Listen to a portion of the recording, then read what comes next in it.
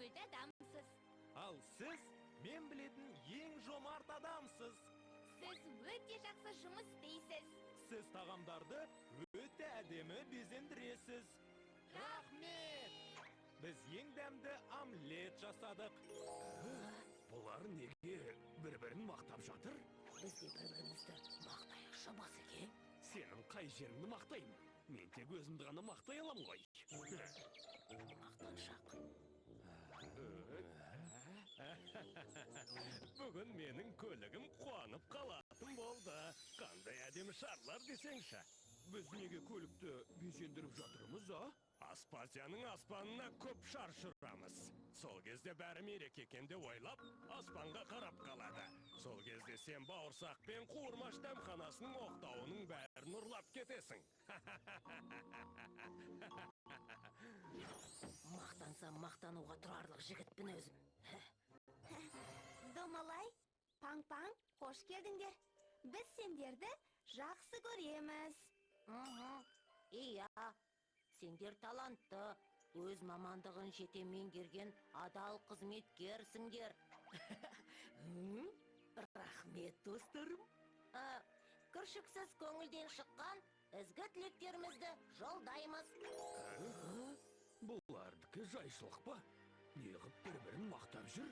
Паң-Паң Басеке, сіз кең жүректі, кең белді, кең маңдайлы адамсыз. Оны айтпасаң да білем. Егер сені біреу мақтап жатса, ренжітпеу керек, Паң-Паң.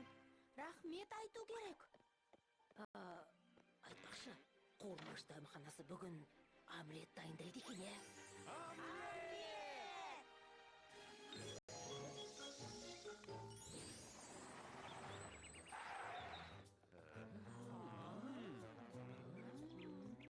Ханымдар мен мырзалар, бұндай ғаламат оқиға Аспазияда ешқашан болмаған. Бүгін көк аспанға жүздеген шар ұшырамас. Күйгелек, не үшін ұшырғалы жатырсың? Жай әншейін, қызық болады. Мен үшін сендердің қуанғандарың маңызды.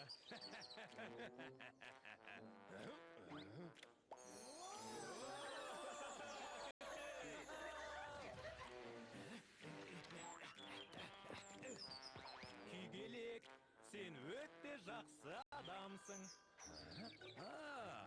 Мен бе? Көңілім босап кетті ғой. Мені бұған дейін ешкім мақтаған емес. Күйгелек, сізбен өткізген уақытымызға ештеңе жетпейді. Рас айтасыңдар ма? Сіз қиындықтан қорқпайтын жақсы жансыз.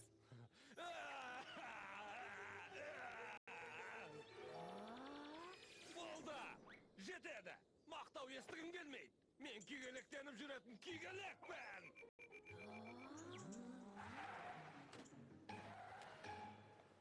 Әдемі шарлар үшін рахмет! О, досым, Томатей, сендер бізге дәмді омлет жасап үйретесіңдер ме? Әрине, жылдам және тез. Еуропада омлет өте танымал тағам түрі. Ол өте жеңіл дайындалады. Омлетті тіпті балалар да жасай алады. Керемет! Біз де үйреніп алатын болдық. Омлетті балабақшаға кетер алдында балаларға дайындап беруге болады. Иә, достар, омлет түскі ас немесе таңғы ас үшін тамаша тағам. Ендеше кірісейік, достар.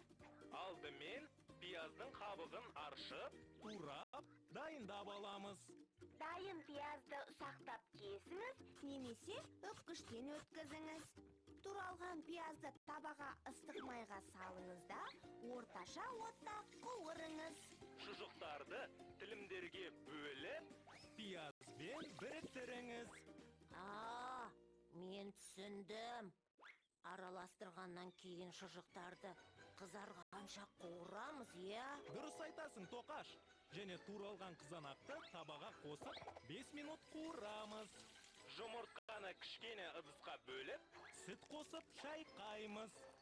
Және осының бәрін табаға құямыз, отты аздап азайтамыз. соңында шөптер мен Үгітілген ірімшік сепсеңіз, омлет дайын. Алақай! Ас болсын! Мінекей күйгелек. Мен бүкіл оқтауды жинап алдым. Жарайсың, маймағым менің. Енді саған бұл ғаламатырлықтың сырын айтайын. Менің барлауға жіберген дрондарымның айтуынша, олар омлет деген бір тағам әзірлемекші екен. Бірақ менің ақылды басым бәрін ертерек ойлайды емес пе? Енді оқтау жоқ аспас омлетті қалай жасайды? Енді түсіндім. Бірақ мұна оқтаудың бәрін не істейміз? Бұл жай ғана ағаш қой. Мазамдалма! Кешке отқа жаға саламыз. Өсетін аю омлетке қарайды деген. Ей, ұйықта көп сөйлемей. Аспазияда бүгін аш ұйықтасын. Сонда біздің оқтауларды кім ұрлап кетуі мүмкін? Омлет жасау үшін оқтаудың керегі жоқ болғаны қандай жақсы. Әйтпесе ештеңе істей алмай қалар едік. Мен бір жұмбақ жасырам. Ал табыңдар, жер баспайтын аяғы, апамның ақ таяғы. Жұдырықтай қамырды, жаулықтай ғып жаяды. Ей, онсыз да оқтау жоғалтып алған адамды жылатқаның не? Мен шаршадым.